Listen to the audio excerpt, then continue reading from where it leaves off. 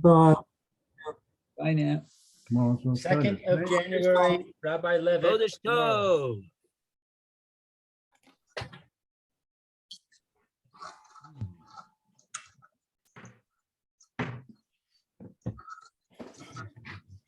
Let's see.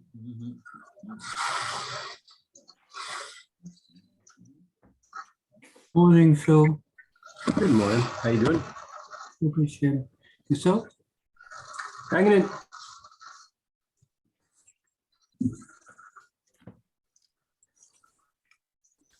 Okay, so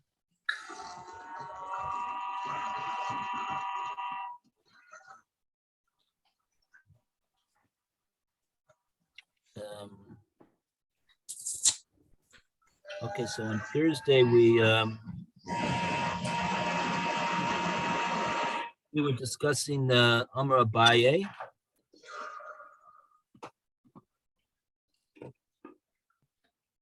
And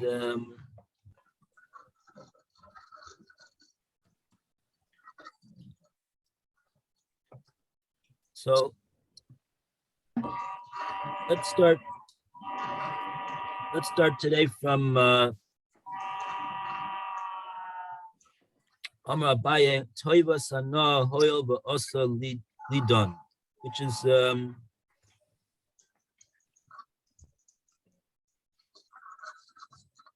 bit of a new the same subject, but it's a little bit new. Don't have to remember all of the things that we had to remember before. Anyway, so where can this be found? This is first word of the line is about 10 lines from the top of Pei Tes Amud Aleph, 89a. First word in the line is Yomru, and we're going to do statement of Abaye from after the completion of that sentence. Amar Abaye, Tova Sana. 89A1, right-hand column, second paragraph. Okay, so Roy, would you like to start?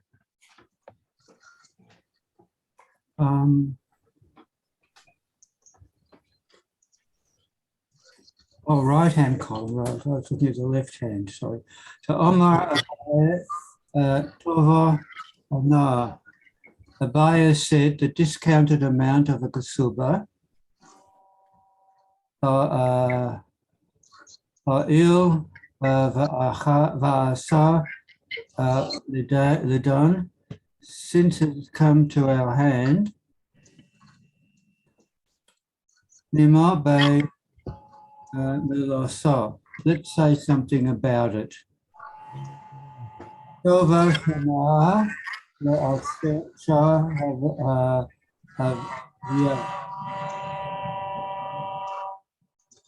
the discounted amount paid by the buyer of the kasuba belongs to the wife. Roy Salka the Baal Havaya. For if you enter your mind that it belongs to the husband,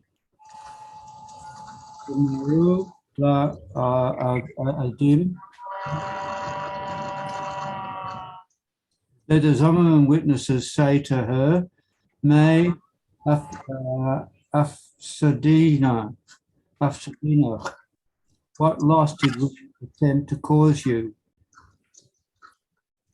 Ani Havas Mezavnach? No. Is it a Zayin or a Vav? Vav. Zayin. Zayin. Oh.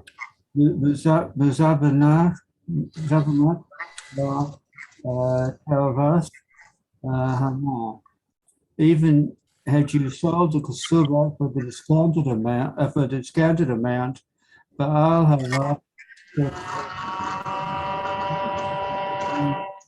your husband would have taken the proceeds away from you Okay. Okay. I should take my magnifying glass. Take my magnifying glasses.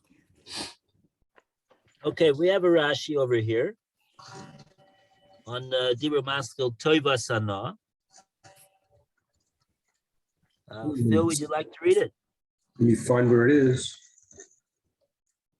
After the Let's long see, it's further down. Okay, it's okay. Tovasana. Isha hamocheret ketuvata. The woman or the wife who sells her ketubah la'acherim to others, the tovas hana, with this tovas hana, the benefit, the good benefit, or let's say discount amount, the hadamim shalah, and the value of hers, or hers, the ain labal, the hand klum. So she gets all this money, the husband gets nothing. It's the amount that's coming to her. So, right. Why would we have thought that the Baal should get some of this? Because he's going to inherit her anyway. Well, if he inherits her, then he inherits. Then there's no obligation to pay the ksuba. There's no ksuba at all to be paid, and the purchaser who put out money to pay to receive the right to receive the ksuba, he loses all of his money that he gave. No, because if she gets if the husband gets the money, then the false witnesses have to pay the husband.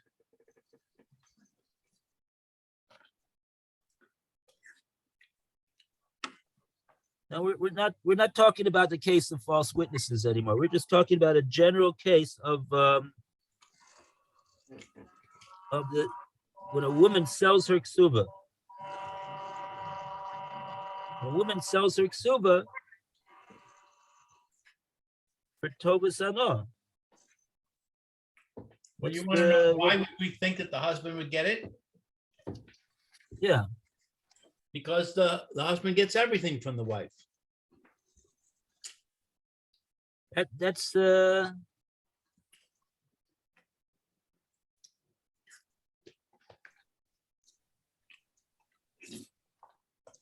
only in the case that she goes before him.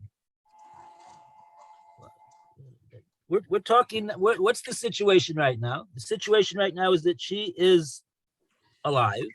She's married to her husband. She has a ksuba. Ksuba gives her the right to receive the what it says in the ksuba in the event that the husband goes before her or he divorces her. So somebody wants to take a gamble and buy this the rights of the wife, and she sells him the right to receive that the very same rights that she has.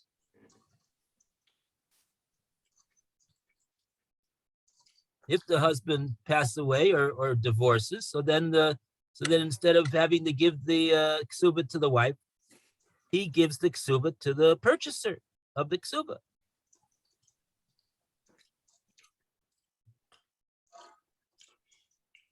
So now Abaya comes along and he says that this amount of money that the purchaser bought the ksuba for, the wife gets that whole amount.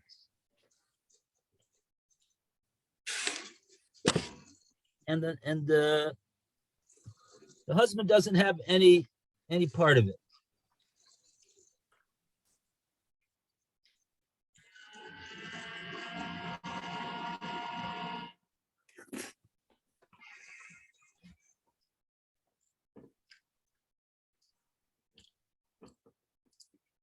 Okay, maybe.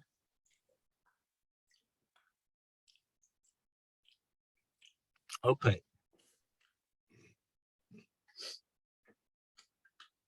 Now after that, it says that Be'id Sokadaita, that's what we have so far. She gets what if he paid 100,000 for this ksuba in order to receive the right to get however much the ksuba is. So she gets that whole 100,000. That's what Abai is saying. She doesn't have to give any of it to the husband.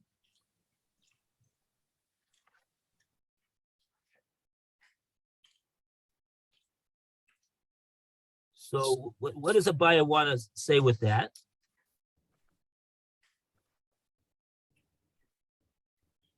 Abaya says, Visokadaita, Labal Habi, because if you thought that the husband should get it,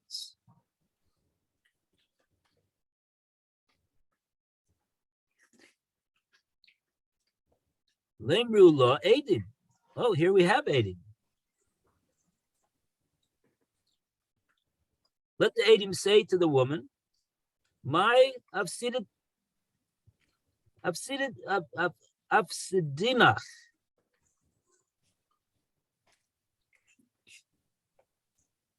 What loss have we caused to you with your testimony? So we are talking about Adim Zomin. Talking about the Brisa that said that when they're proved to be false witnesses, they're going to have to pay the woman Tovas Anah.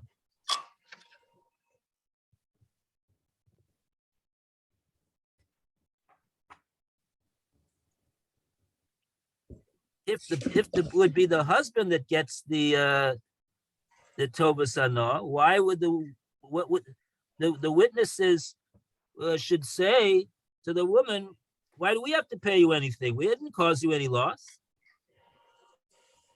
Because why? Because he have a mizavnach law.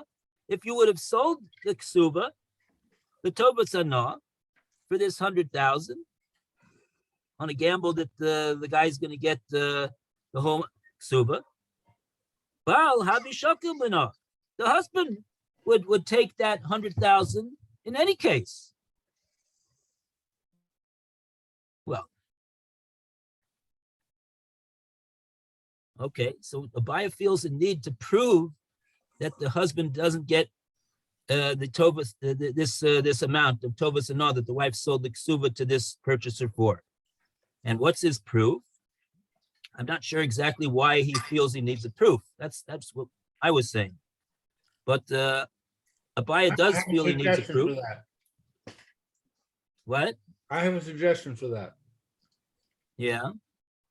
Why does it need to be proven? If the wife works and gets a salary, it goes to the husband. So you can view this like a salary. She's got income. Income, you could argue, you would have a hava amina that any income that comes into the wife goes to the husband. So Abai has to overcome that hava amina. Is a ksuba income? Yeah. Right, to receive the ksuba is an income? She's selling it. She's getting an income from the ksuba. She's getting money. It's not an income. You could say it's like the fruits of the ksuba.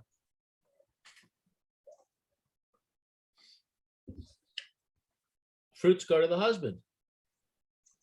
Why is it the fruits of the ksuba? It's the tovas anah, the ksuba. Well, it's not the goof. The reason it's not the goof is the reason that's the whole amount. It's not the whole amount because who says he's going to get the whole amount? But that's not the income. It's not the fruits. I don't see how that would explain it.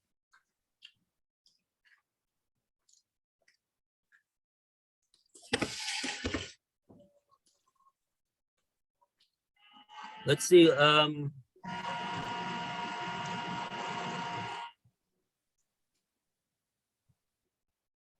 Okay, let's see what we have another speaker over here.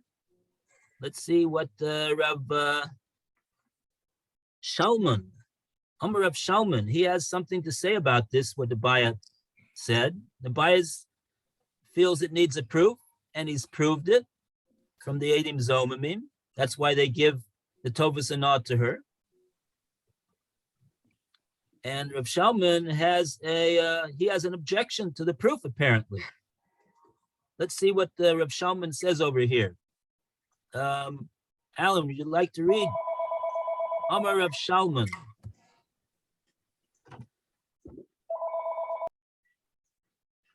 I think Alan is answering the phone. Oh, okay. So, so Lou, you want to read? Okay. Amar Rav Shalman. Rav Shalman said, Mishum deika revach besa, because there is a profit for the home.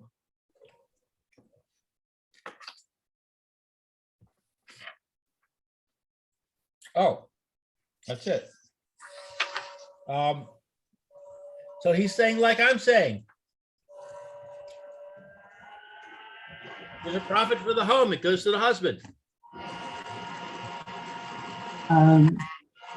The art scroll says something a bit more about that.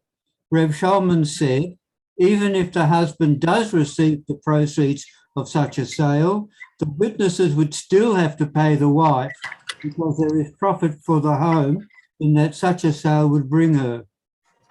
Well, what does that mean? What does that mean? Apparently, Tell us what the Rashi. profit for the home is. What does it mean, Revach Besa? It's a very enigmatic expression. Let's see if we read. Maybe Rashi will help us explain what this is over here. But yes, but according to Lou, if that's the case, if she does receive that, then she has to hand it over to the husband. Okay, let's see what Rashi says over here. I don't think Rav Shalman is objecting to the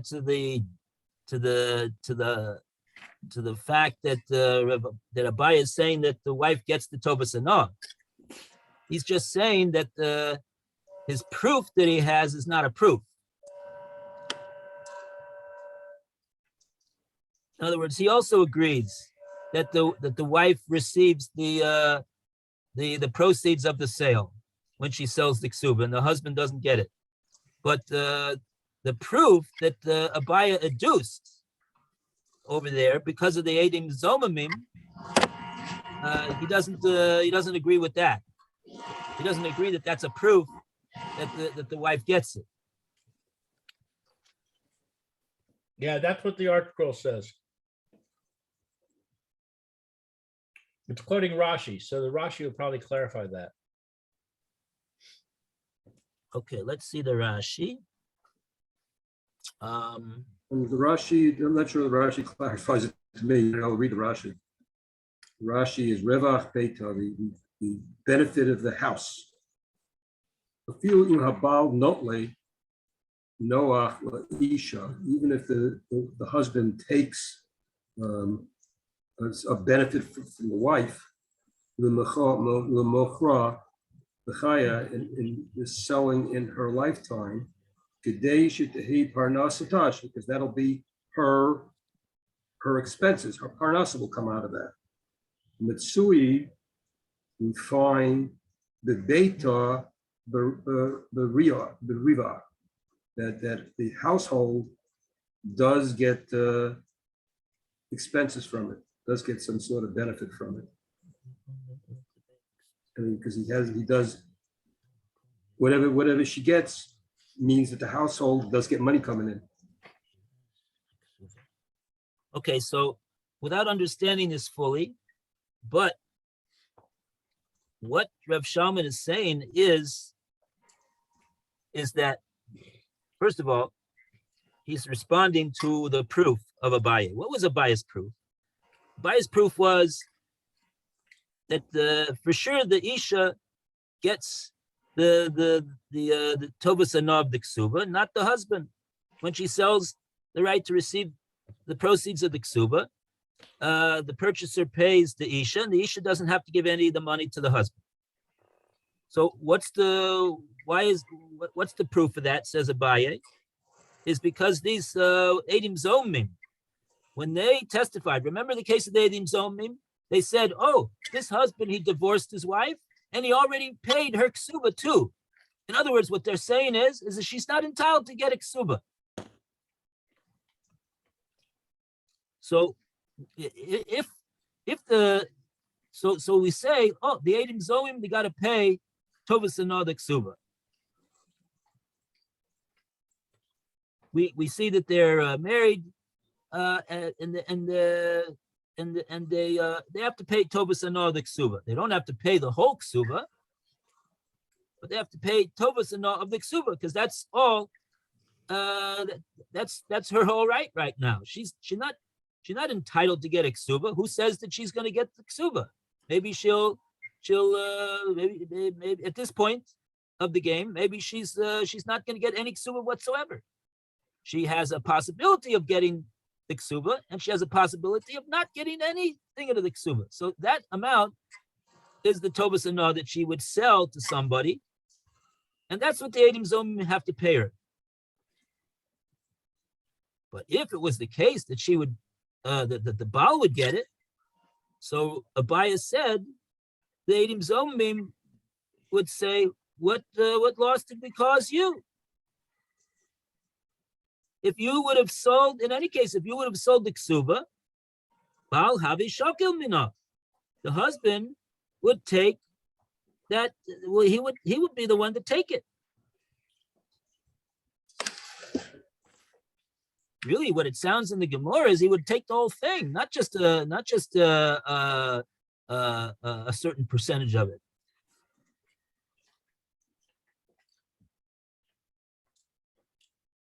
But from the fact that we see that the Eidim Zomim cannot make such a claim like that, on the contrary, the Brisa says that the Eidim Zomim have to pay the full amount of the Tovas Anah to the Isha. That's what the Brisa said in the few lines up on the page. We don't say that they have to pay the whole ksuba, the Eidim Zomim. Ella Tovas Anah ksubasa. They have to pay the Tovas Anah of the ksuba, the so-called discounted amount of the ksuba. So now, that's Abaya's proof. On that, Rav Shalman says you have no proof from there. Why? Because of the Revach Besa. What's Revach? What does that mean? So Rashi says, even in the event, even if it would be true, it's not true, but even if it would be, even if it would be the case, even if the Baal would take the Tovas Anah of the Ksuba, nevertheless, what Rav Shalman's point is that the Isha would be getting a revach. She would be getting a profit from selling her ksuba. What would be her profit from selling the and therefore it wouldn't be so that the Eidim Zomim would be able to say, oh, we don't have to pay you anything because we didn't cause you any loss. According to Rav Shalman, that's not so. They would have had to. She did sustain a loss. What's her loss? Revach Besa. What is this? And therefore, since that she is sustaining a loss, meaning that she is not getting the profits, is a certain profit which we're referring to as Revach Besa.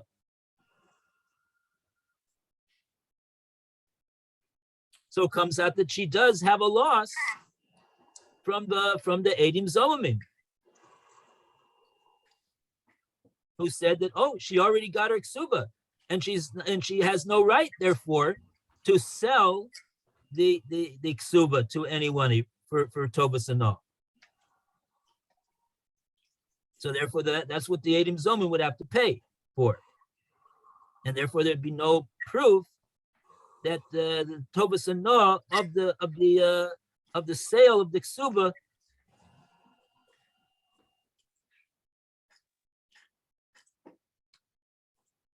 goes to the isha, goes to the isha.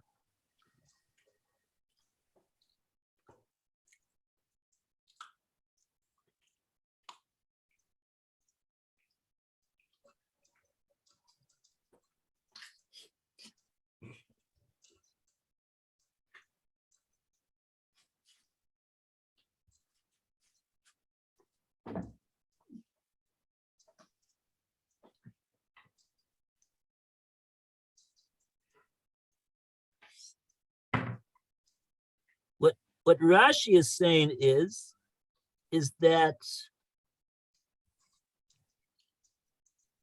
even if the Baal does get this Tovas and of the Ksuba,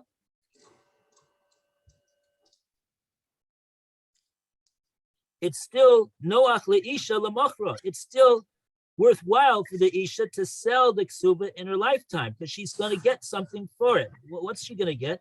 So that there will be some parnasa in her house. There'll be some profit. What does that mean? What's the last word in the Rashi? Berios? Berevach. Berevach. Oh, thank you.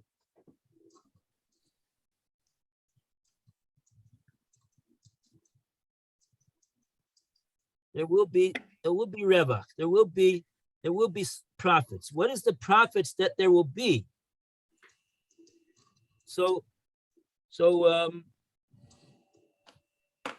one of the commentators, the Shita Mikubetzis, explains that what Rashi means is that it's mistaber, it's reasonable to assume shehabal yotzi es adamim shemikabel bepanasa sabayas.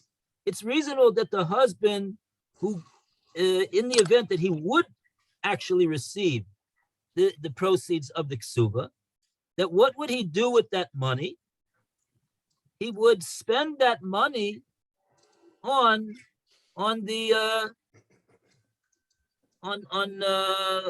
something that Rashi calls parnassus, on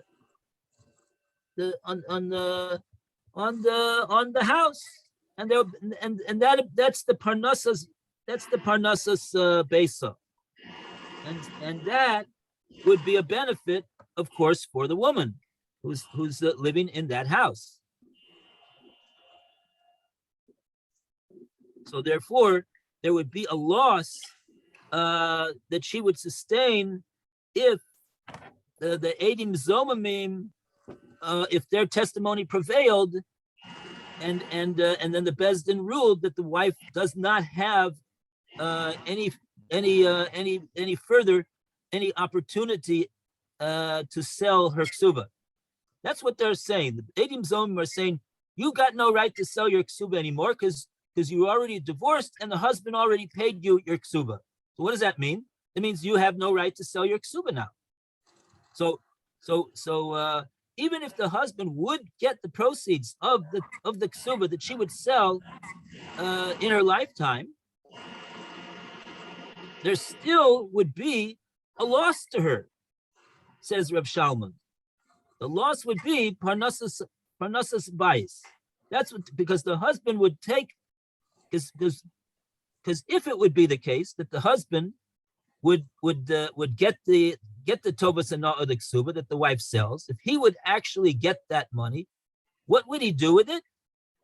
Rashi says he would spend it on the house, and that's where the wife lives. So it's a big revach for her. It's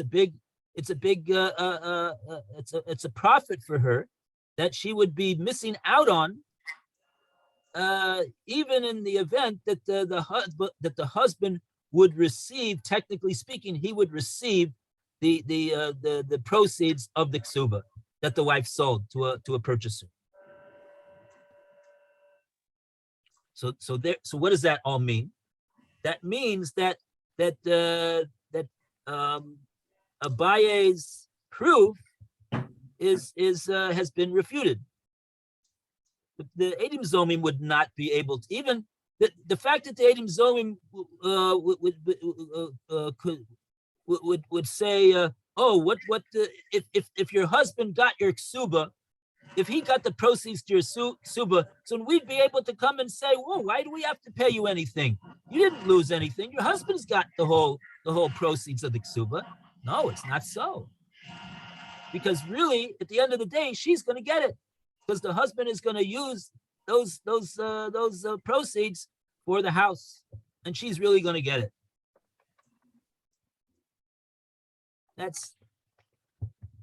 That's more or less what Reb Shalman, maybe it's a lot less than more, but maybe a lot more than less, whatever, in terms of the understanding. But that's the basic understanding of Reb Shalman. So he's not disagreeing with the din that Abai is saying.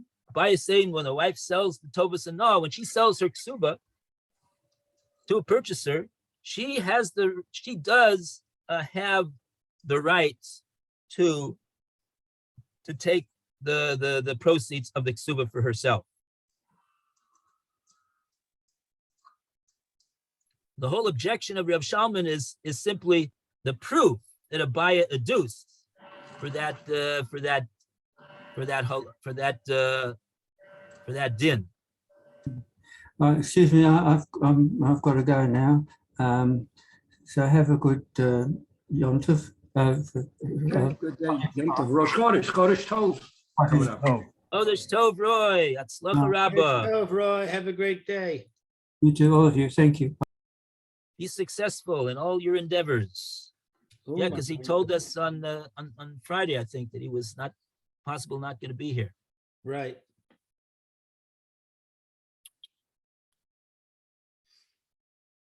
Okay, so that's what Abaya says.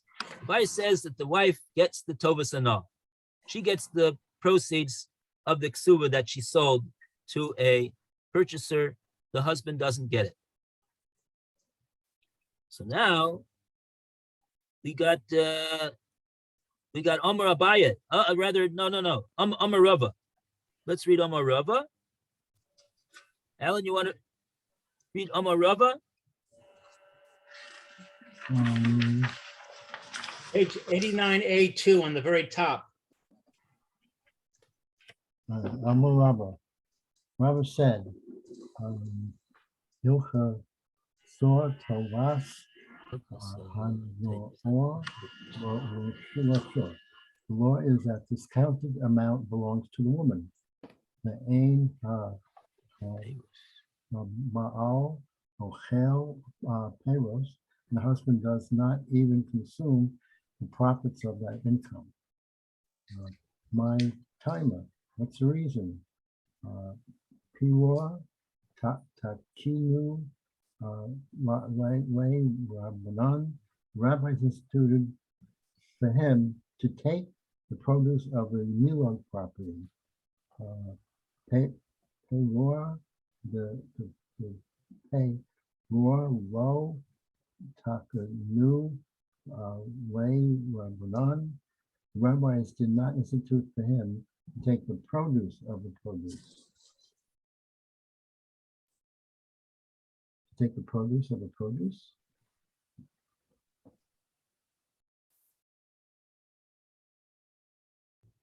In other words, if the Baal were going to take the tovas anah of the ksuba, that wouldn't be regarded as him taking the profits of the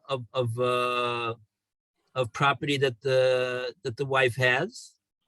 It would be considered to take the profits of the profits, and that he has no he has no basis for taking. The profits of the profits.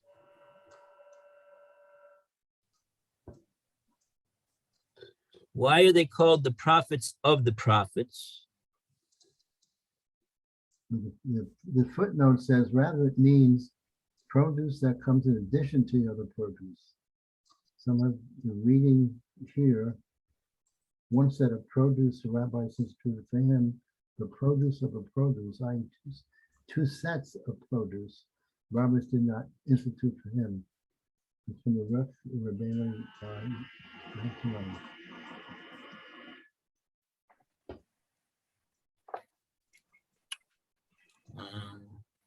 In about ochel peros.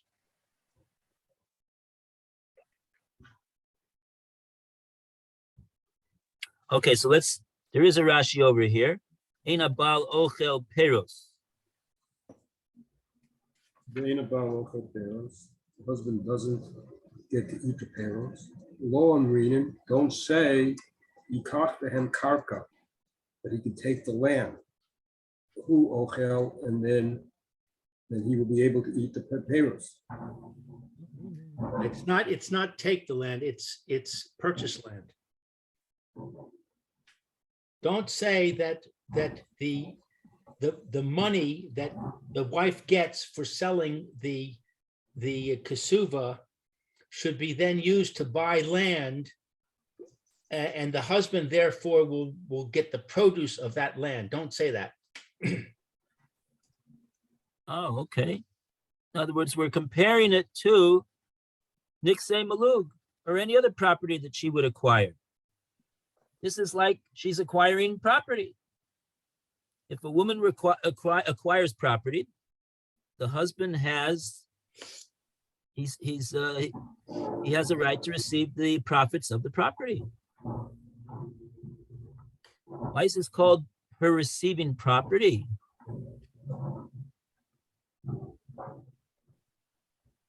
Okay, that's what we're saying. But here we're saying that that it's ain't about ochel peros. That we don't say that the wife would have to purchase property and then give the husband the peros of that property. Because why? Because the ksuva, the proceeds of the proceeds that she's getting over here, the tovas anah for selling the ksuva, is not regarded as simply her acquisition of property. It's not regarded as her acquisition of property.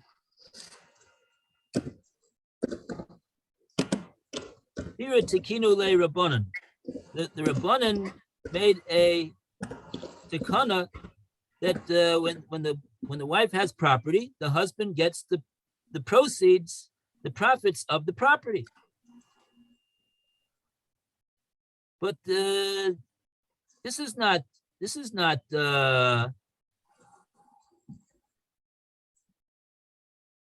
interesting. The Gemora regards the ksuba as, why is she getting the ksuba? Almost because maybe one way of looking at it is that because of the fact that she is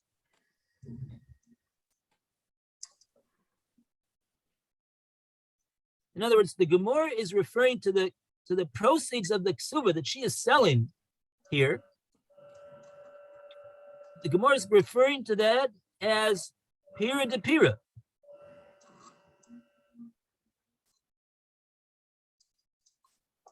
It's not comparable to Niksei Malug, that if she would have property. It's a step removed from that.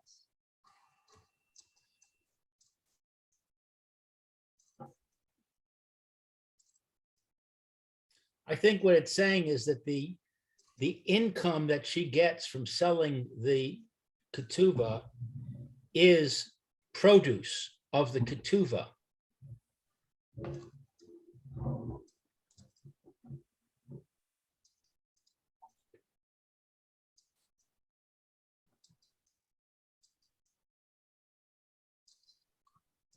The income that she would get from this proceeds of the ksuba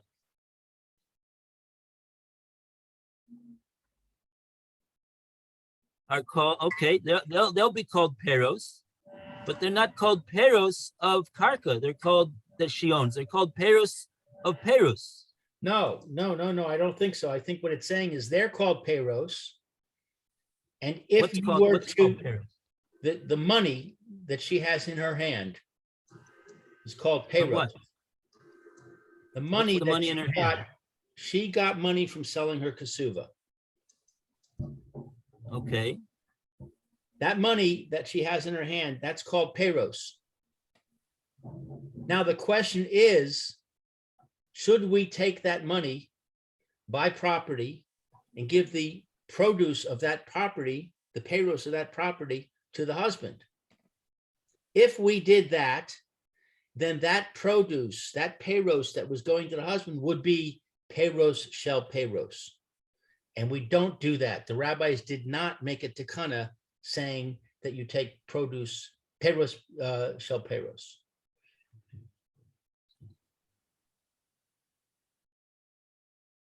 So why are the proceeds of the ksuba called peros?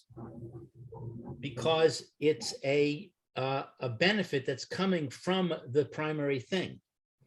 The ketuvah is like the karka. It's like the goof. And the money that she makes, the profit that she makes from selling it, that is like the payros.